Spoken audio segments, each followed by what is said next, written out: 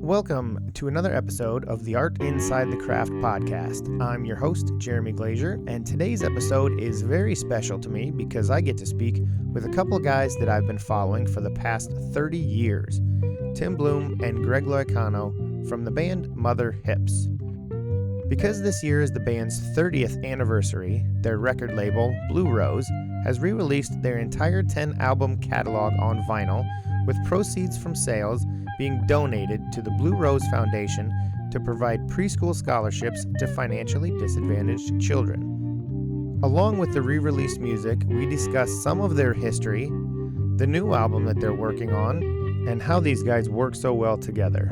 Listen in to this conversation with Greg and Tim from the Mother Hips.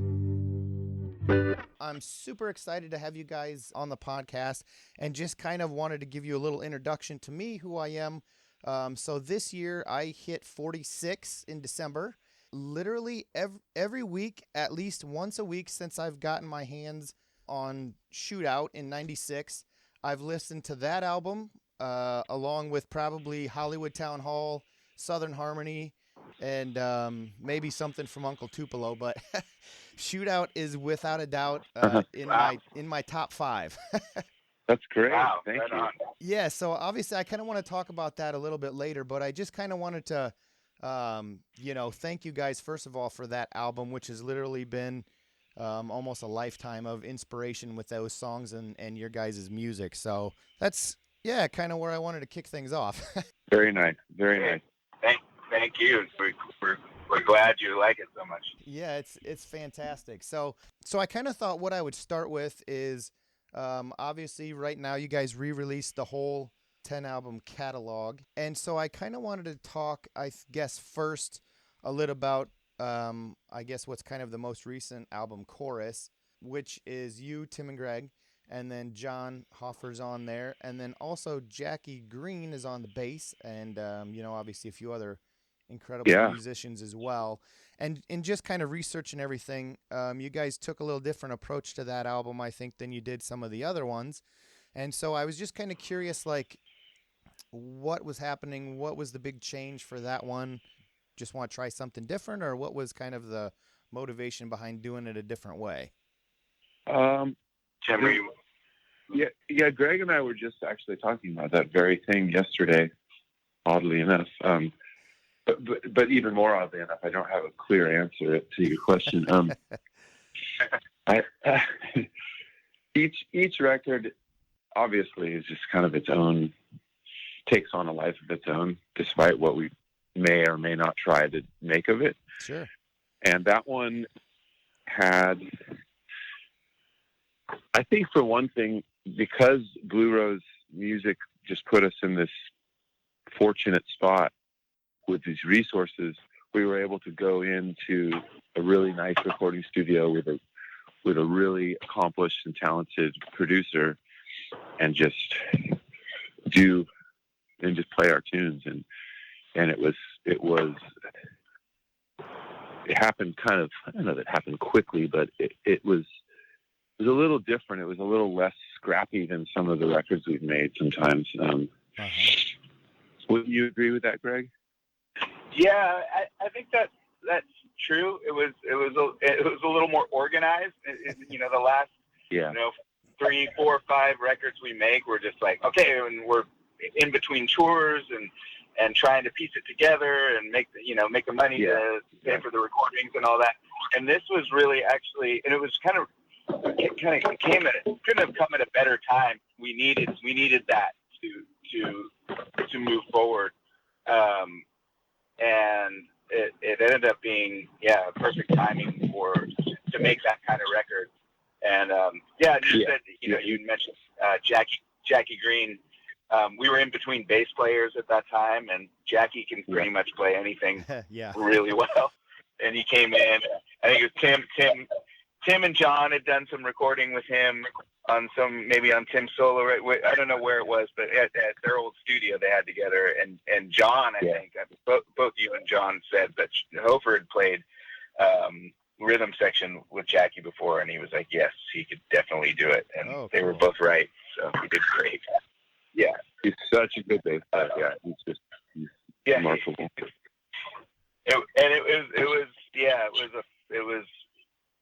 a nice way to make a record after being so scrappy for a while. And like Tim was saying, the resource, Blue Rose coming along at that time, providing the resource, providing inspiration for that kind of thing, motivating us to write and to record is awesome. Yeah. Yep. And listening to it, and like I said, I'm kind of a Uber fan, so they sent me all the downloads, and I listened to nothing but that for probably a month and a half. So I really like the production. Thank you. Yeah, so I love the production of the songs on those. Even though you guys say it's a little more of a studio type album, it seems like your guys' music. Well, we meant that in a good way. We meant that in a positive way, for right. sure. Yeah, and I was just gonna say, like, your guys' albums, it seems like I don't know if it's just the music itself, the way you guys write, but your music always just seems to breathe, no matter, like if it's a kind of a live setting or a live recording or studio version. So the chorus was really cool. I thought it was a great addition to your catalog. Thank you. Agreed. Yeah. Yeah. So another thing I thought was cool that I was just kind of curious about.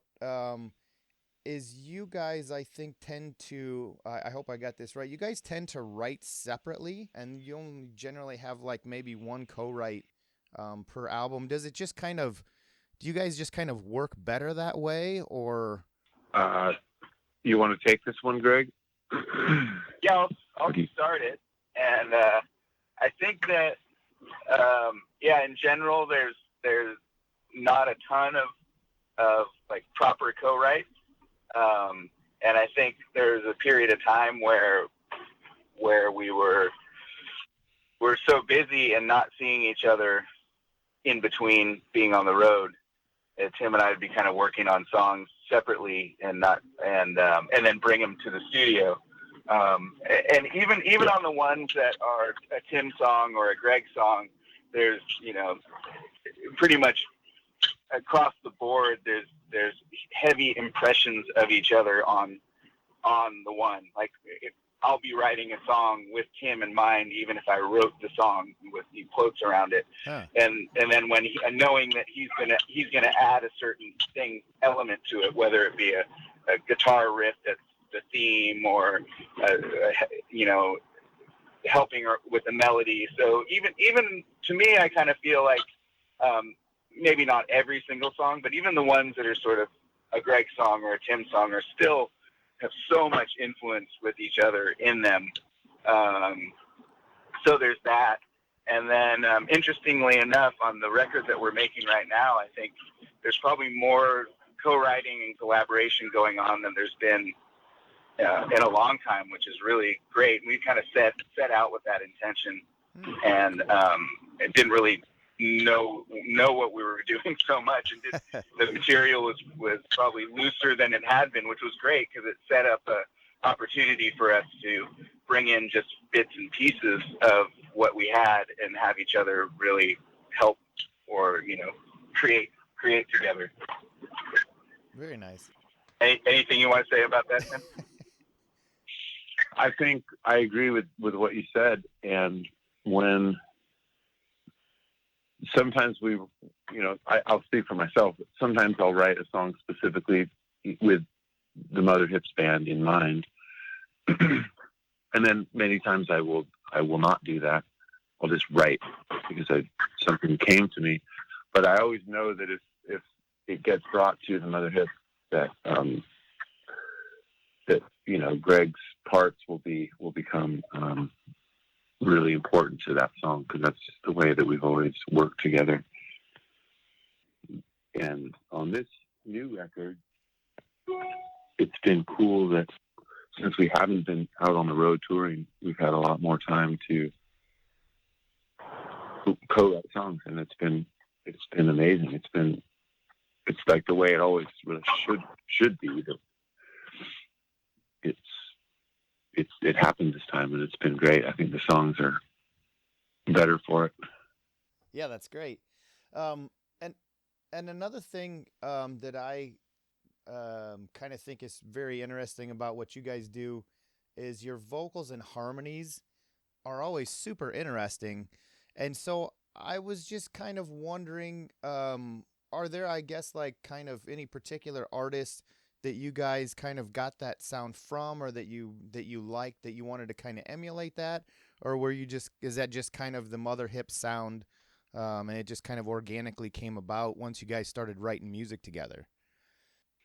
There's definitely, like any listener of music, we have our heroes, people that we hear and say, wow, I admire that person, or I admire that song.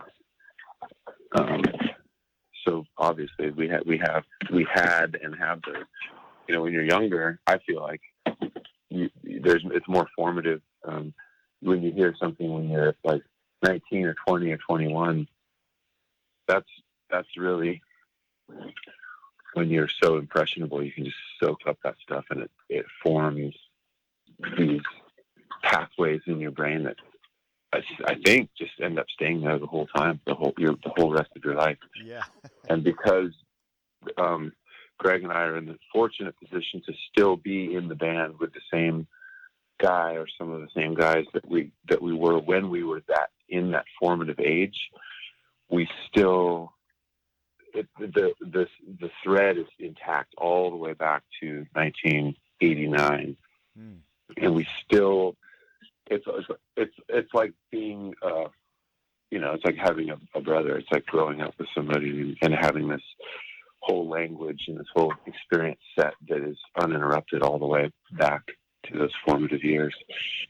I think that's pretty rare, if not like almost entirely unheard of for a professional band to have that kind of link. I mean, there's other bands that are far better known than us that have done it. Like the Rolling Stones is pretty much the one I can think of that's probably has that thing in spades. But 30 years is a long time. Yeah.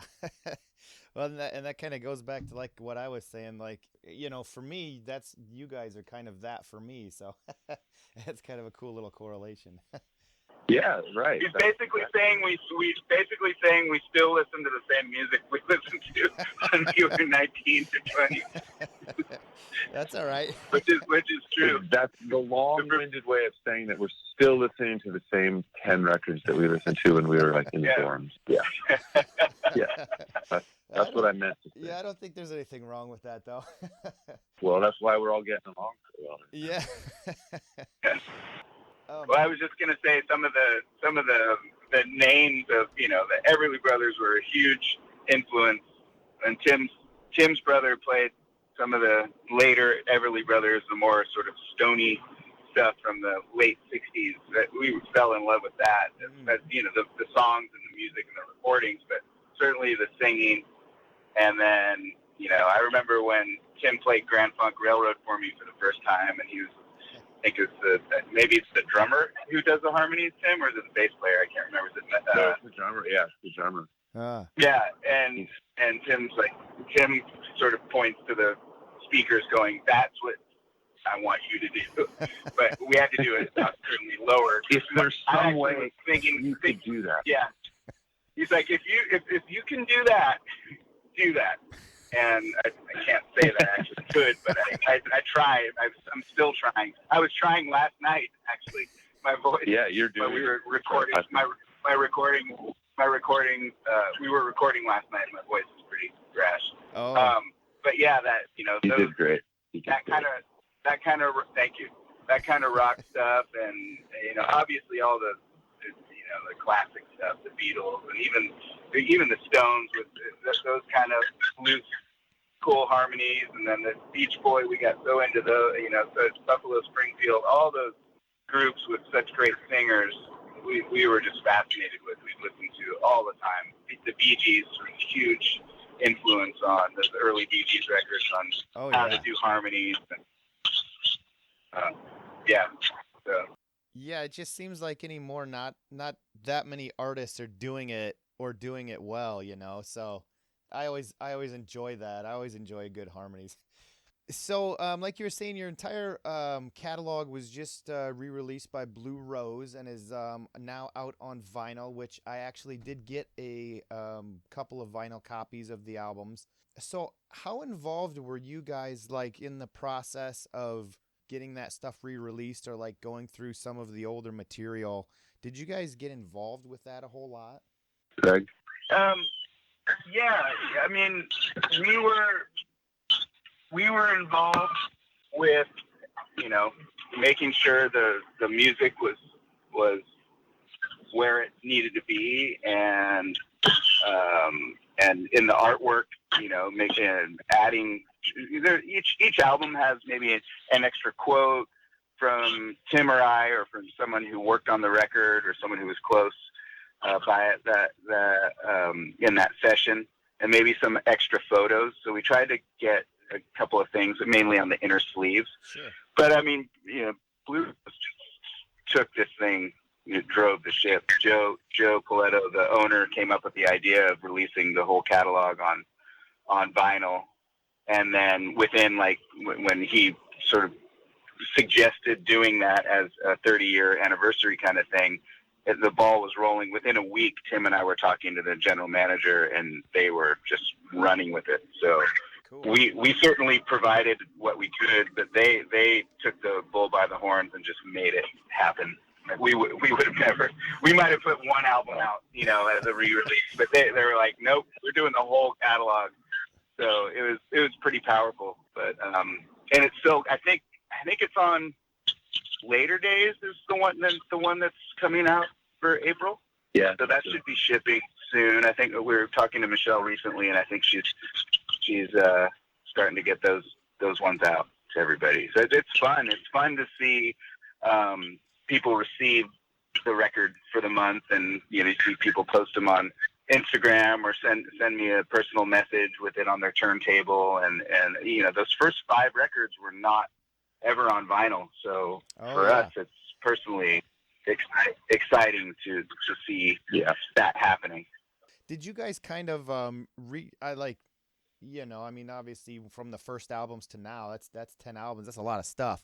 Did you guys kind of rediscover some stuff going back through some of that music again, or do you guys kind of mix in, like, I mean, obviously everybody hasn't been playing out because everything's on lockdown, but do you guys, like, in a live set, kind of mix everything up, or I guess did you kind of rediscover some stuff going back through all that music and be like, oh, we need to put that in the set list again? Yeah, there's a lot of that for sure. Well, not a lot of that. There's some of that, but I think more than anything, listening to those original recordings was just, it reminded us how we used to play the song. You know, like, oh, because they sort of have this like creep over the years of playing them on stage, that they, by small unnoticeable degrees, they change. The tempo changes, and the inflection and the phrasing of the vocal changes, and the arrangement itself might change a little bit. And so there's like this, you get reminded of, like, oh yeah, that's how this used to go. That's cool. And that's kind of interesting. And it was fun doing that while we were making this new record, because it kind of gave us a little inspiration to, oh yeah, that's how we used to sound. That's how we used to, our sensibilities used to be like, our youthful sensibilities would allow us to do something as absurd as like that particular change. And so then we were able to kind of reference some of that, which is fun. Yeah. Just to switch into Shootout for a little bit, it's kind of crazy. I was reading that American didn't really promote the album as well as it probably should have, and you guys got dropped from the label, which was just mind-blowing for me because it's such a sonically catchy album. Did you guys get to tour that album, or through that album, or kind of what happened during that time, I guess, with that particular album? Well, we toured our butts off. We toured our butts off during that time. You know, I don't know what happened. I can't say what actually happened. Why? You know, I wish I knew why it wasn't more of a success. I think the A&R person that we had at the label, who we started with, was no longer there, and, you know, I don't know if that actually had anything to do with it. But we sure, the one thing we got out of being on that label is the ability to tour incessantly for those, 3, 4, 5 years. And we still have, it just paid off in gaining fans that love that record or love the music from that time and cool. continue to follow us. Yeah. Truly. Yeah, that's really great. It's just always kind of, incredible to me that you can have a group of people who are fans of an album or music, and it's just, certainly pivotal or foundational, and like it just doesn't get their, the coverage it needs to. I mean, I guess it happens all the time, but since I'm talking to you guys, that's why I wanted to talk about it. Yeah. It's all just a matter of perspective. Yeah. And another thing that's kind of cool is obviously you guys were kind of all based out of Chico at that point. And California has a real unique musical vibe, I guess you could say. For me, there's a lot of quintessential sounds, like you guys mentioned Beach Boys. And you've got sounds like Los Lobos and Santana that are out of there, the Runaways, and then like another of my favorite band, Rival Sons. And your guys' music kind of dips into all of that. So I was just kind of like wondering if all of those sounds kind of come out of just like the environment that's there, or if it's just from, who you guys were listening to when you were getting started as far as other musicians around the area, or I guess what do you kind of attribute to your unique sound? If there's a way to define that, I should say. I think it's the environment that we grew up in is probably the biggest factor in that, because we certainly have never really tried to be any certain specific thing. We were from California, and so that was just natural that's what we would be exposed to. And we went to college in Chico, which is a somewhat isolated college town in Northern California, and I think that it's isolation, it's relative isolation, especially back then before there was the internet or anything like that. It definitely felt separate from where we had both grown up, which was in more like suburban areas of Southern and Northern California. And we didn't know it was happening at the time. We weren't conscious of it. At least I don't think we were. But looking back on it, we were so isolated from any other music scene. The music scene in Chico that we were conscious of, I'm sure there was plenty of stuff that we were not conscious of as well, as always, but it was a lot of just college cover bands that were making a lot of money playing in the bars and playing at frat parties. And Sure. all we really wanted to do was just take their business, but with our own songs. Cool. That was kind of, if we had a purpose outside of just playing music, it was to like use that music to sort of take over the that business that the cover bands were doing. And at the time it seemed so lucrative. It was incredible. They were making like $1,000. Wow. Unbelievable. Yeah, that's big money. Even today, to get $1,000 for a gig would be big money around here anyway. Yeah, it was cool. It was cool for a while. So I guess that kind of covers everything as far as the re-releases and all that. Are you guys able to talk about the new album at all, or what's happening with that, or when it's going to be available? Yes. Good. Greg, you want to? Yeah. So we're like we were just saying before. I was over at Tim's last night at his studio, and we're plowing away trying to finish it up. We tracked it. We did the basic tracks at the beginning of or middle of February, I think, and then we've just been doing overdubs at Tim's place, trying to finish it up, and we're shooting for an end of the year release. That would be the ideal scenario. We put out the full catalog and then cap it off with a new record. So that's the plan, and we're very excited about how it's going and the songs we've got and the recordings and the feel that's happening on the record. So Yeah. Can't wait to share it. Yeah. I just got a little extension for the deadline too, Greg. So just so you know. Oh, cool. Nice. Good. Do you guys just kind of off the cuff here? Do you guys kind of write? I mean, obviously, I'm sure you guys have a backlog of songs that didn't make any particular album, but do you guys kind of write your songs for a specific album? Do you kind of go in and saying, okay, we need new stuff, it's going to be about this, or do you just kind of organically come together and say, here's what I've got, you know, let's throw it together? I would say that it's more of the latter. The album is defined by the songs that happen to be in process during when it's time to record the record. All right, cool. For me, at least. Great. Yeah. It was really great talking to you guys. I'm just a huge fan and looking forward to more music that you guys put out. Thanks a lot. Thanks so much. Yeah. I want to thank Tim and Greg for spending some time talking about their music and by also helping me check off a bucket list item by being able to thank them for 30 years of incredible music.